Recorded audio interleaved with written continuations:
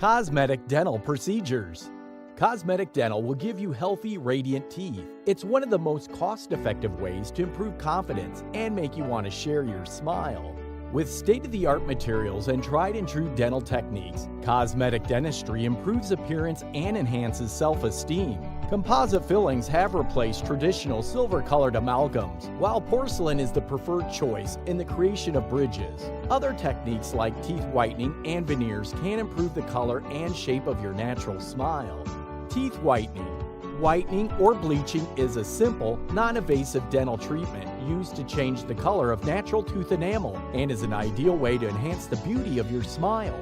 Porcelain veneers. Veneers are a very thin piece of durable, tooth-shaped porcelain that are custom-made for shape and color by a professional dental laboratory. They are bonded onto the front teeth to create a beautiful and attractive smile. Composite bonding. Composite bonding is a tooth-colored repair that blends in with the remaining natural part of the tooth. For more information on the dental tools we use, or if you're searching for a specific tool or technique, contact one of our dentists. Richard D. Morales, DMD, Rebecca M. Garcia, DMD, at our Coral Gables, Florida, 33146. Phone 786-724-0577.